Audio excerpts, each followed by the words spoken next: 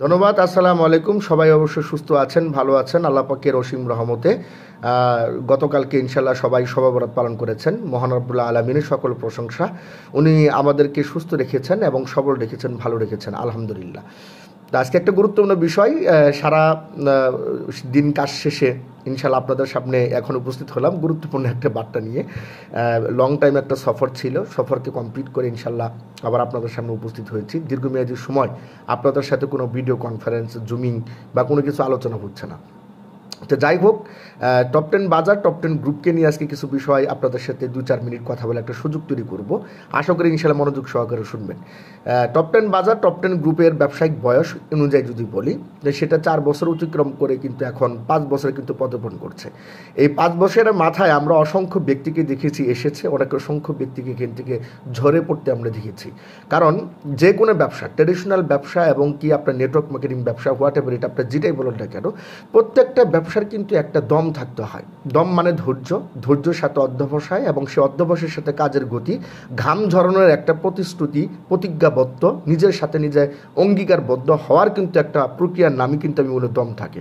তো অনেকেই যখন আমি দেখেছি এই ব্যবসাতে এই বিগত 4 বছরে অসংখ্য ব্যক্তি এই ব্যবসাতে সফল হয়েছে, যাদের রুজি রোজগার এবং তারা ফ্যামিলি মেনটেন্স করে।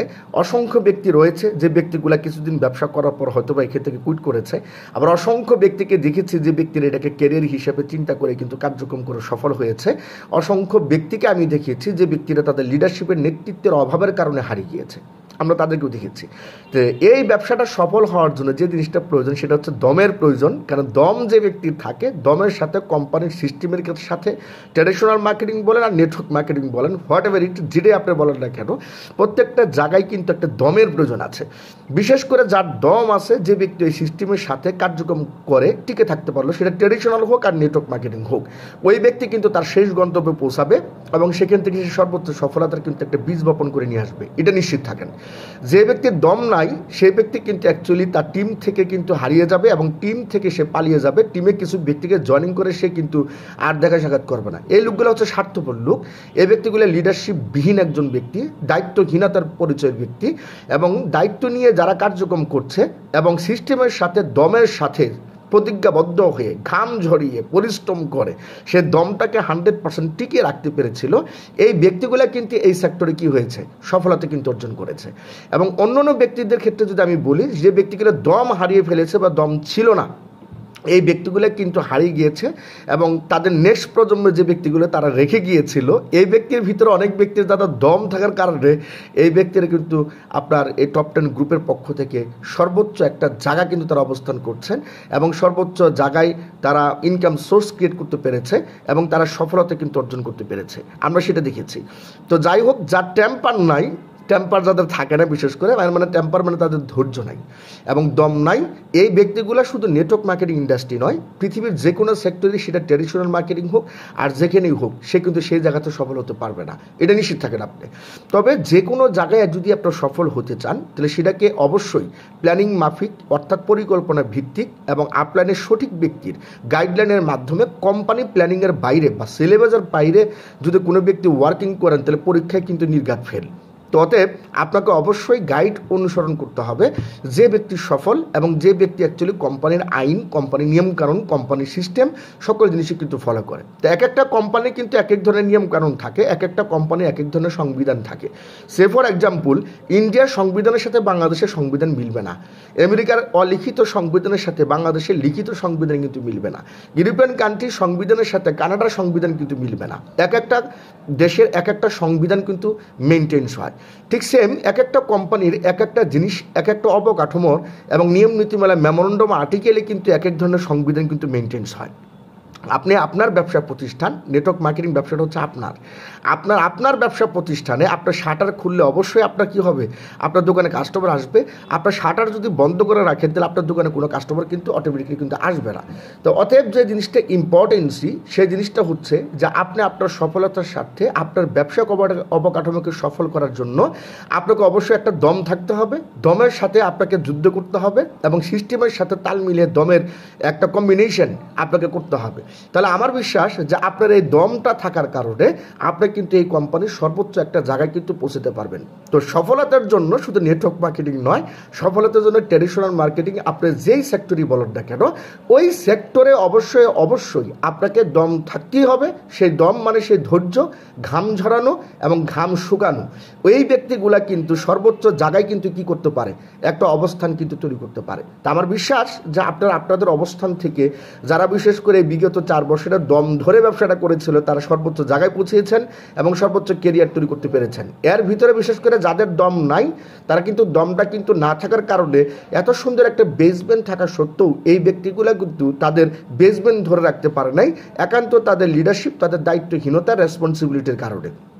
তো যাই হোক, আপনারা আপনাদের অবস্থান থেকে বাংলাদেশের প্রেক্ষাপটে এখন টপ 10 বাজার একটা মিরাকেল প্ল্যান আপনারা ছেড়েছে, জানেন যে ইন্ডাস্ট্রিয়াল প্যাকেজ, এবং ইন্ডাস্ট্রিয়াল প্যাকেজে এরকম ধরনের মিরাকেল প্ল্যান এখন পর্যন্ত কোনো কোম্পানি আপনাদের সামনে উপস্থাপন করতে পারে নাই। যে জিনিসটা অলরেডি টপ 10 বাজার, টপ 10 গ্রুপ আপনাদের সামনে উপস্থাপন করেছে। তাই মনে করি জোয়ার যখন চলে তাহলে জোয়ারে কিন্তু আপনি গা ভাসায় দিলেও কিন্তু আপনি আপনার গন্তব্যে কিন্তু পৌঁছতে পারবেন। কিন্তু জোয়ারে যদি আপনি থাকা সত্ত্বেও যদি জোয়ারের ভিতরে নিজেকে ছেড়ে না দেন বা নিজেকে আপনার সিদ্ধান্তহীনতায় ভুগেন, তাহলে আপনি দেখবেন যে আপনার অনেক জুনিয়র ব্যক্তি আছে, যে ব্যক্তিগুলা আমরা দেখেছি বিগত দিনগুলোতে, যে অনেক সিনিয়র ব্যক্তি অলরেডি সিনিয়র ব্যক্তিকে হারিয়ে জুনিয়র ব্যক্তির কিন্তু সর্বোচ্চ অবকাঠামো, সর্বোচ্চ জায়গা কিন্তু বর্তমানে আসীন রয়েছেন এবং অবস্থান করছেন, এবং তাদের লিডারশিপ, তাদের রেসপন্সিবিলিটি, এবং একমাত্র কারণ যেটা হচ্ছে দম। তাহলে এই দমটা কিন্তু আপনার থাকতে হবে। তাহলে যে কোনো জায়গাতে যদি আপনার দম না থাকে আপনার ফ্যামিলিও টিকাতে পারবেন না ভাই। তাহলে আপনার দম থাকতে হবে, এবং শুধু ট্র্যাডিশনাল মার্কেটিংই নয়, নেটওয়ার্ক মার্কেটিংও নয়, পৃথিবীর যে কোনো ক্ষেত্রে, যে কোনো বিষয়ে আপনার ইচ্ছা শক্তিকে সফল করার জন্য, আপনার স্বপ্নকে সফল করার জন্য সিস্টেমের সাথে, অবকাঠামোর সাথে, সংবিধানের সাথে, নিয়মকানুনের সাথে আপনাকে অবশ্যই দম নিয়েই কাজটা করতে হবে। তাহলে আমার বিশ্বাস আপনারা সর্বোচ্চ জায়গায় অবশ্যই অবস্থান করতে পারবেন। তবে এই দমটাকে নষ্ট করার জন্য আপনার আশেপাশে ব্যক্তির কিন্তু অভাব নাই, যে সেগুলো ব্যক্তিকে শনাক্ত করে আপনাকে এগিয়ে যেতে হবে। মনে রাখতে হবে, আপনি সফল হবেন এটা আপনি অবশ্যই ভোগ করবেন, আপনার পরিবার ভোগ করবে।